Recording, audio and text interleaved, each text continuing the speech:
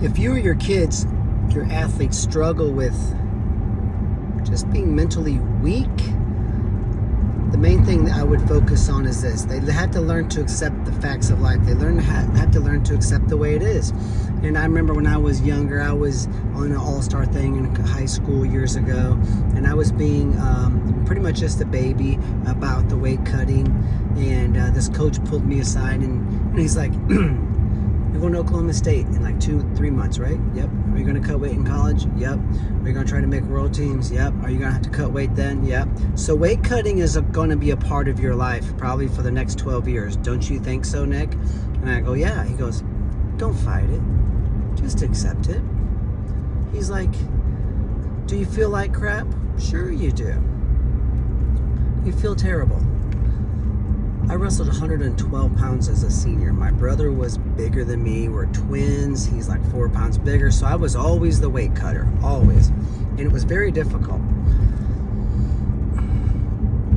That guy changed my life because I learned to accept the way it is. Don't fight it. Now I think morning practices are stupid. And I'm not talking about 10 o'clock in the morning, okay? So don't bash me. You social media comment people. Yes, in the summer, if you want to have a practice at 10 o'clock in the morning, that's okay. I'm talking 5:30 a.m., 6 a.m., high school kids. I think it's stupid. The college coaches don't even do that anymore. The ones I know, they quit that a decade ago. Some of you are still doing it. It's kind of silly. But let's say you have a coach that makes you practice at 6 o'clock in the morning, and you're trying to function on 6 hours of sleep a night, which is probably the reason you suck by the time the state tournament comes, is because you're emotionally and physically worn out and you're sleep deprived.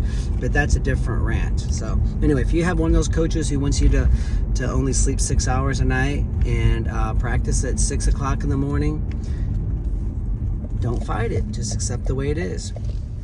Say, how can I make this work? Okay, I gotta go to bed at 9 o'clock. Okay, that means this, that means that. When you accept the way it is, you don't have an emotional reaction.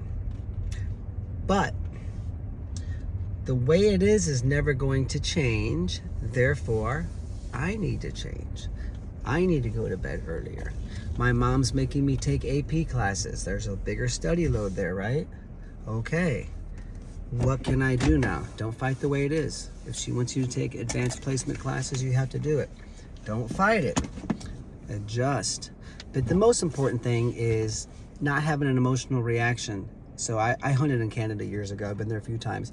These guys are so tough. I was in British Columbia, and they timber harvest, right? They cut these big, huge, massive pines or whatever. And these things have like an inch of ice on it because it's always raining and sleeting and snowing up there. And I chatted with this guy, and I'm like, God, these guys are so freaking tough. Are you kidding me? He's like, yeah, he's like, we grew up doing this, Nick. And he worked in that industry for a while, and he was younger.